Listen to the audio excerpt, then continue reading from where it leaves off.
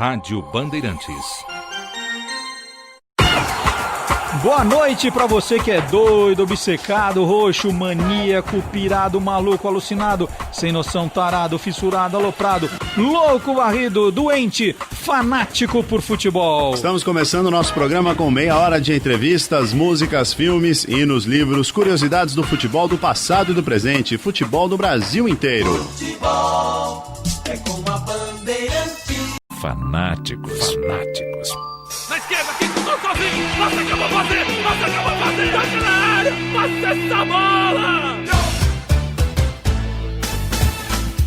Estamos de volta com o Fanáticos por Futebol e aqui a gente fala de todos os clubes do Brasil, é o programa mais democrático que Exatamente. tem. Espaço aberto. Né? Todo mundo falando hoje do Flamengo, nós vamos falar do 15 de Jaú e do 15 de Piracicaba. E aliás, 15 de novembro. Quem quiser sugerir aí, se tá na sua cidade ou tem na tua infância uma lembrança aí de um time sobre o qual a gente não fala há algum tempo, manda a mensagem pra gente, fanáticos@band.com.br, o e-mail sempre à sua disposição, fanáticos@band.com.br.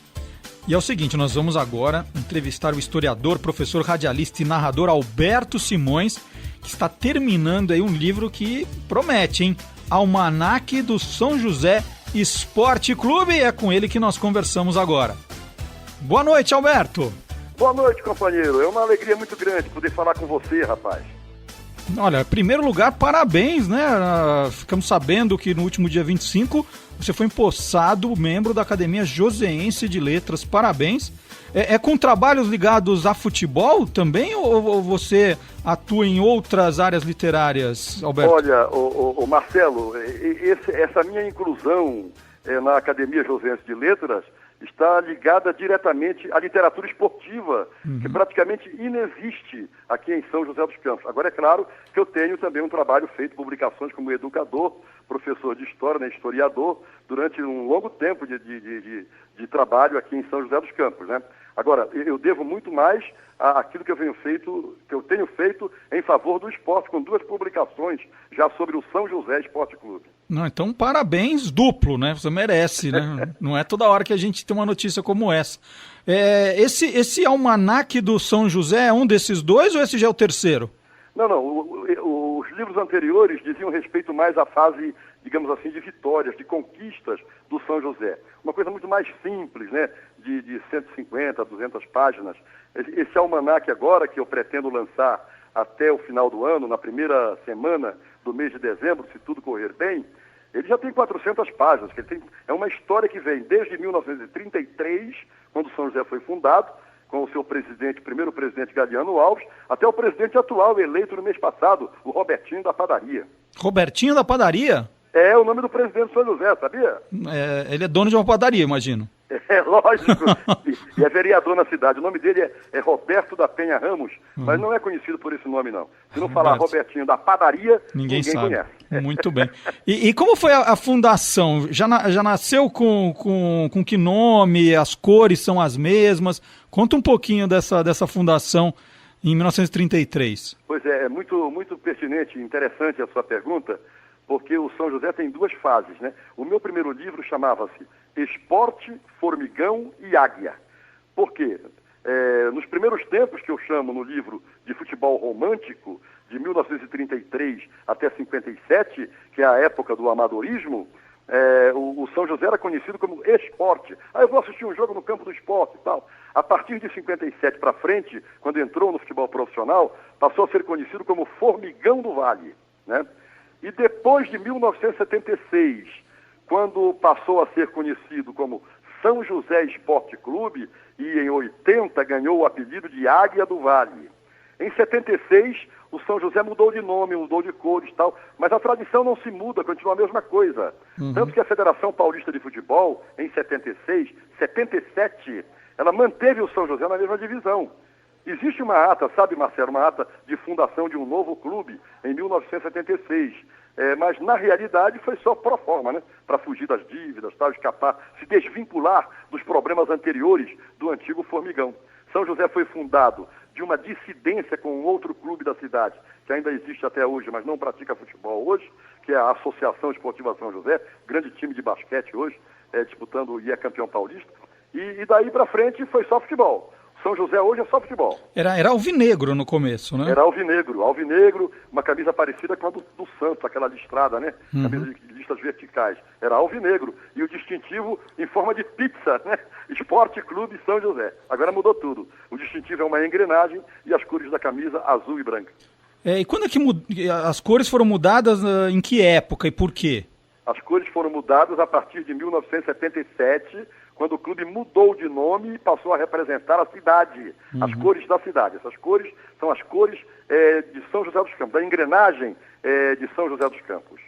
Agora, você falou, né, que a mascote era o formigão e virou águia.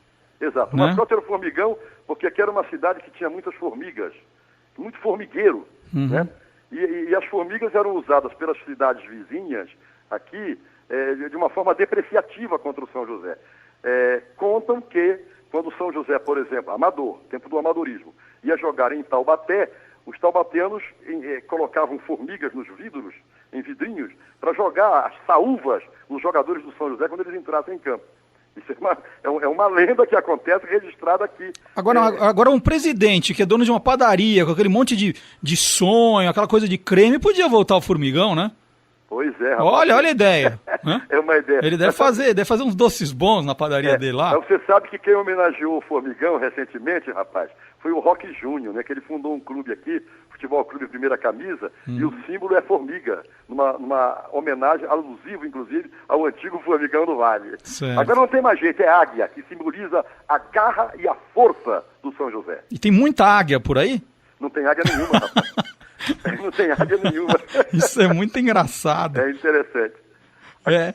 Agora, Marcelo, em relação ao livro Almanac, eu acho que o grande diferencial da história do São José que eu estou contando, dessas quase 400 páginas, é que o São José tem 77 anos de existência, sendo que 44 a 45 anos desses 77, eu participei, quer dizer, eu compartilhei, eu vivenciei, quer dizer, o autor vivenciou e escreveu há mais de 40 anos que eu venho escrevendo, jogo a jogo do São José, atleta a atleta do São José. Então é um livro que vai ter biografias dos jogadores, dos técnicos, todas as fichas técnicas de 1.820 jogos que o São José realizou. E você anotava, você nem precisou pesquisar essa parte que você acompanhou então, você já vinha anotando. Anotar, pois é, isso que eu te digo, porque o historiador, como eu também sou, a gente mergulha para descobrir as coisas do passado, e eu sei que você também é um deles, né? A gente mergulha e vai em jornais antigos, tal, e fuça daqui e dali, procura, é uma dificuldade tremenda. Agora, esses 45 anos últimos do São José, foi tudo na velha máquina de escrever. Foi na velha máquina de escrever. Que beleza. Eu fui anotando tudo, rapaz. E o estádio aí, hein? Eu conheço o Martins Pereira. Esse é o estádio, não é do São José, da prefeitura, né?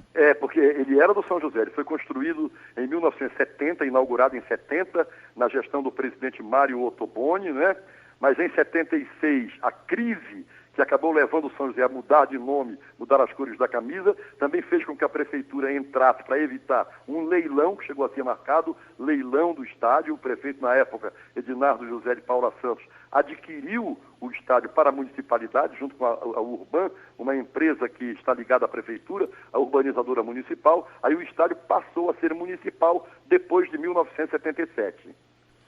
E desses 1.800 jogos, o que você destaca assim, de curiosidade, né? Um jogo que entrou para a história, não só por ser uma grande vitória, de repente, mas por ter algum fato curioso, Roberto? Olha, eu digo o seguinte, Marcelo, vai ser um verdadeiro tira-teima, sabe? E bastante esclarecedor. Por exemplo, tem muita gente que não sabe que Jair Rosa Pinto e Mazola, o grande Altafine da Copa de 58, jogaram pelo São José. Eles jogaram uma partida amistosa contra o Jabaquara, né, nos anos 60, e o Mazola fez 2 gols. Quer dizer, na contabilidade dos gols do São José, constam 2 gols anotados por Mazola.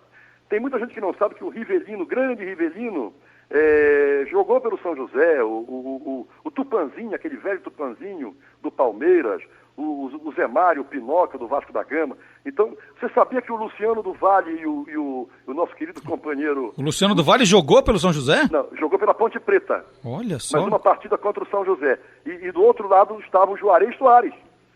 certo? Um amistoso, quer dizer, São José e Ponte Preta consta a súmula do jogo, né? Juarez Soares jogava de um lado e o Luciano do outro. Jogaram o quê? Uns 2 minutos cada um? Jogaram. Entraram aos 15 e saíram aos 17. Pois é, você vai ter a ficha técnica desse jogo aí também. Mas o Rivelino, ele era o quê? Um amistoso, comemorativo? O que era? Exatamente, o Rivelino foi convidado para ser homenageado aqui em São José dos Campos, né? E ele entrou em campo com a camisa do São José, participou do jogo, tá? Era muito comum isso na década de 70, começo dos anos 80, no tempo em que amistoso tinha valor, sabe, Marcelo? Hoje em dia você não vê um time fazer amistoso no interior, né? Porque ninguém Não interessa dá mais. tempo, né? Também não dá tempo. Mas naquele tempo havia muito disso, né? O misto do Corinthians vai jogar em São José dos Campos, o misto da Portuguesa, o Palmeiras vai fazer um amistoso no Martins Pereira. E nesses amistosos, o clube aproveitava, trazia um grande ídolo e fazia com que ele jogasse pelo menos um tempo com a camisa do clube. É que hoje o misto tem que jogar a Copa Sul-Americana, não dá mais tempo de fazer amistoso. É verdade, Não é? rapaz, é verdade. Mas a gente procurou, através dessa pesquisa e vivenciando os fatos, procurou colocar dentro desse livro toda a história do São José. Acho que vai ser muito bom para o historiador, de uma maneira geral, para o futebol brasileiro, não, Marcelo? Tenho certeza, e já estamos aqui na expectativa do lançamento, então, de Almanaque do São José Esporte Clube. Nós entrevistamos o historiador, professor, radialista, narrador e membro da Academia Joseense de Letras, Alberto Simões. Quando o livro estiver pronto, avisa, hein, Alberto? Ah, não tem dúvida. Eu quero te deixar um abraço muito grande, um beijo para toda a imensa audiência do seu programa, da nossa Bandeirantes, né? Que eu também tenho a felicidade de, nesses 40 anos, trabalhar exatamente na Rede Bandeirantes aqui em São José dos Campos. Maravilha. Muito obrigado, Alberto. Grande abraço. Boa noite. Um abraço, Marcelo Duarte. Fanáticos.